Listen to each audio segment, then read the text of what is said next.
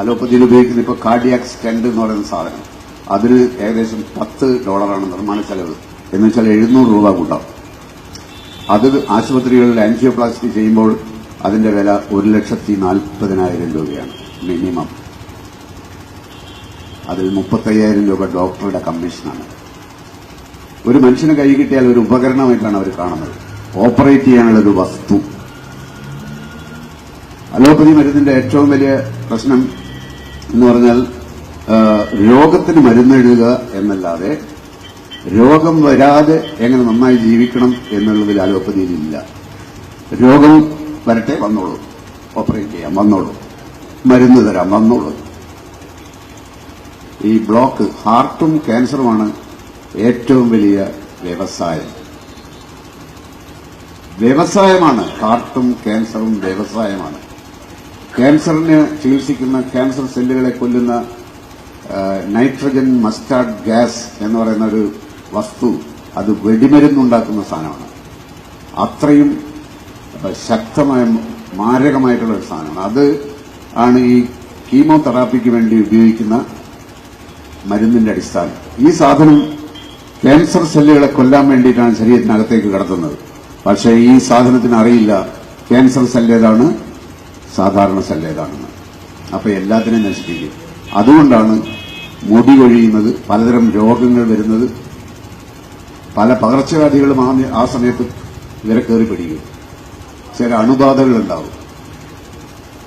പിന്നെ റേഡിയേഷൻ എന്ന് പറയുന്നത് 1902 തന്നെ അപ്രസക്തമായ ഒരു ചികിത്സാ രീതിയാണെന്ന് വിവരമുള്ള ഡോക്ടർമാർ എഴുതിയതാണ്.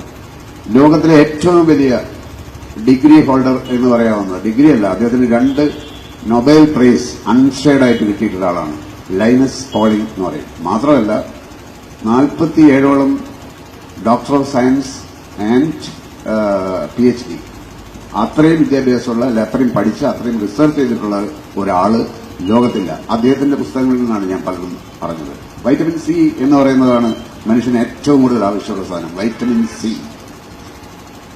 ഈ ബ്ലോക്ക് ഉണ്ടാക്കുന്നത് കൊളസ്ട്രോളായിട്ട് യാതൊരു ബന്ധവുമില്ല, അത് കാൽസ്യമാണ് ഉണ്ടാക്കുന്നത്. ബ്ലോക്ക് ഉണ്ടാക്കുന്നത് കാൽസ്യം എന്ന് പറയുന്ന സാധനം. കാൽസ്യം ക്രിസ്റ്റലായി മാറിയിട്ട് ബ്ലോക്ക് ഉണ്ടാകുകയാണ്. പിന്നെ നമ്മുടെ ലിവർ തന്നെ പ്രൊഡ്യൂസ് ചെയ്യുന്ന ഒരു പ്രതിരോധ സാധനമുണ്ട്, ലിപ്പോ പ്രോട്ടീൻ. ഇതാണ് ബ്ലോക്ക് ഉണ്ടാക്കുന്നത്. പിന്നെ ഫാറ്റ് അധികമായാലും ഉണ്ടാവാം. അപ്പൊ ഈ കാൽസ്യം, പാല്, മുട്ട തുടങ്ങിയ സാധനങ്ങളിൽ നിന്നാണ് നമ്മുടെ എല്ലിന് വളരെ അത്യാവശ്യമാണ്. പക്ഷെ കൂടുതലായാൽ ബ്ലോക്ക് ഉണ്ടാവും, ക്രിസ്റ്റലായി മാറും. അതിനെ ദഹിപ്പിക്കാൻ അല്ലെങ്കിൽ അലിയിപ്പിക്കാൻ മഗ്നീഷ്യം എന്ന് പറയുന്ന ഒരു സാധനത്തിന് മാത്രമേ കഴിയൂ. മഗ്നീഷ്യം. ആ മഗ്നീഷ്യം കഴിക്കുകയാണെങ്കിൽ കാൽസ്യം കൊണ്ടുണ്ടാവുന്ന ബ്ലോക്ക് ഉണ്ടാവില്ല. മഗ്നീഷ്യം ഏറ്റവും കൂടുതലുള്ളത് ബദാമിലാണ്. അത് പിന്നെ ഫ്രൈ ചെയ്തിട്ട് കഴിക്കണം, ചൂടാക്കിയിട്ട് കഴിക്കണം. ഒരു 14-15 വയസ്സുള്ള കുട്ടികൾക്ക് വരെ ബ്ലോക്ക് ഉണ്ടാവുന്ന പറയുന്നത്. നമ്മുടെ മിനിസ്റ്റർമാരും ആൾക്കാരും, വലിയ വലിയ ആൾക്കാരും ഒക്കെ എന്തെങ്കിലും രോഗം വന്നാൽ നേരെ അമേരിക്കയിൽ പോകും.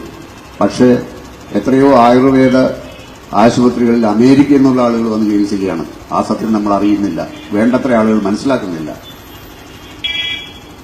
വളരെ ദയനീയമായ ചുറ്റുപാടിലാണ് ചുരുക്കത്തിൽ നമ്മൾ ജീവിക്കുന്നത്. കുടിക്കാൻ വെള്ളമില്ല, പിന്നെ കഴിക്കാൻ ഭക്ഷണമില്ല, എല്ലാം വിഷമാണ്. ലോകത്തിലെ ഏറ്റവും നല്ല എണ്ണ വെളിച്ചെണ്ണയാണെന്ന് അമേരിക്കക്കാർ കണ്ടെത്തി. 200 മില്ലി തേങ്ങാപ്പാലിന് 2100 രൂപയാണ് അമേരിക്കയിൽ. നമ്മുടെ റെപ്കോ എന്ന് പറയുന്ന കമ്പനി അത് കയറ്റി അയച്ചുകൊണ്ടിരിക്കുക.